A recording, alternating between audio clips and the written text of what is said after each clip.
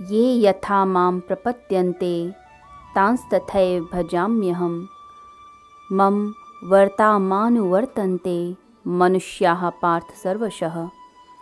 जो मुझे जैसे भजते हैं मैं उन पर वैसे ही अनुग्रह करता हूँ। हे पार्थ, सभी मनुष्य सब प्रकार से मेरे ही मार्ग का अनुवर्तन करते हैं। परमात्मा कहते हैं कि जो मुझे जैसे भजता है मैं भी वैसे ही अनुग्रहित करता हूँ, मैं भी वैसी ही कृपा कर देता हूँ। सभी मनुष्य मेरे ही पथ का अनुसरण करते हैं। जैसे एक कमरे में 2 वीणा रखी हों और एक कुशल संगीतज्ञ आए और 2 वीणा में से एक वीणा को पकड़े, संगीत उत्पन्न करे उस वीणा से, लगातार संगीत, लगातार उसमें लय पैदा करे, तो दूसरी वीणा जो दूसरे कोने पे पड़ी है वह वीणा भी रेजोनेट होने लगेगी, झनकृत होने लगेगी। अपने आप वह स्वर पकड़ जाता है दूसरी वीणा को। ऐसे ही जब हम परमात्मा को पुकारते हैं, परमात्मा को हृदय से पुकारते हैं, हमारी वीणा जब सज जाती है तो परमात्मा की जो वीणा है वह भी उसी स्वर को पकड़ लेती है। परंतु ज़रूरी है कि हम पहले अपने आप को साधें। जैसे 2 वे ट्रैफिक होता है, बिल्कुल ऐसे ही है। हम चलते हैं तो परमात्मा भी चलने लग जाता है। हम एक कदम बढ़ाते हैं, परमात्मा भी 10 कदम बढ़ाकर हमारी ओर आने लगते हैं। परंतु अभी मन वैसा नहीं, बुद्धि वैसी नहीं, सूक्ष्म संकेतों को नहीं पकड़ पाते, परमात्मा के सूक्ष्म संकेत नहीं समझ पाते। यदि कोई सूक्ष्म संकेतों को पकड़ने लग जाता है तो समझ लीजिए वह व्यक्ति परमात्मा की ध्वनियों को परमात्मा में ही लीन होना शुरू होता है।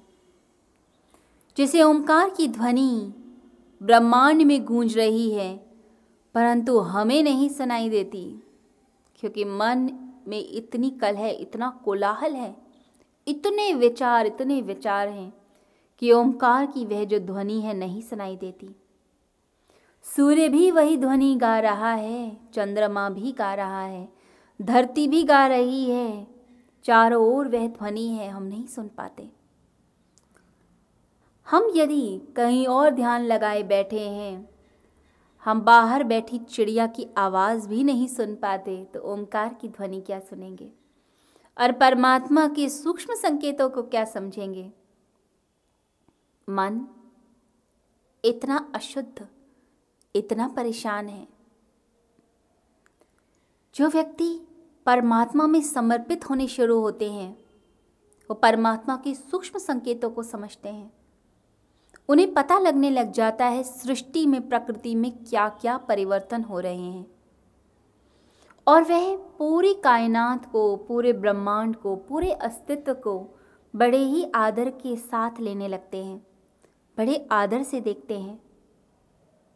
एक साधु, एक व्यक्ति जो साधक है, वो फूल को भी छुएगा तो कोमलता से कि उसको चोट ना लग जाए। वह किसी के सर पे हाथ भी रखेगा तो प्यार से।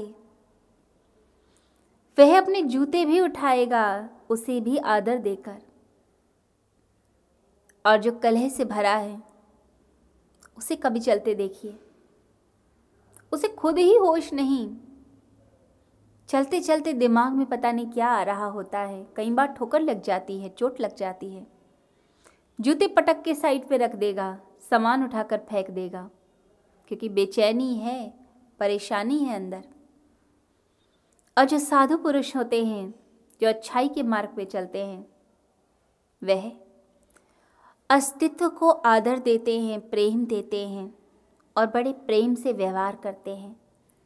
तो ऐसा प्रेम का व्यवहार यदि हम कर सकते हैं तो परमात्मा से भी प्रेम हमें मिलने लगेगा। यदि हम आदर का व्यवहार करते हैं तो हमें भी आदर मिलेगा। और यदि घृणा करी, यदि नफरत करी, तो नफरत ही मिलने लगती है चारों ओर से। तो गीता में भगवान श्री कृष्ण जो अमृत दे रहे हैं वो ऐसा अमृत है जिसका पान यदि व्यक्ति करने लग जाए, उसे रोज अपनाने लग जाए, रोज अपनी जिंदगी में एक एक बूंद गीता की, एक एक श्लोक गीता का रोज सुने और रोज उस पे मनन करे, उस पे ध्यान करे, तो जिंदगी में एक गहरा परिवर्तन आ सकता है। जिंदगी बदल सकती है आपकी। आपकी सोच ही तो आपको दुखी करती है। शरीर में व्याधि नहीं है आपके मन में व्याधि है, परेशानी है। मन बीमार महसूस करता है तो शरीर बीमार महसूस करता है। मन स्ट्रांग होगा तो शरीर की कैसी भी हालत हो आप अपने आप को स्वस्थ कर लेंगे। और गीता वो ताकत देती है, वो टॉनिक देती है आपके मन को, आपकी बुद्धि को और आपकी आत्मा को, जिस टॉनिक को लेने के बाद आपकी ज़िंदगी में सिर्फ और सिर्फ आनंद ही आनंद आएगा।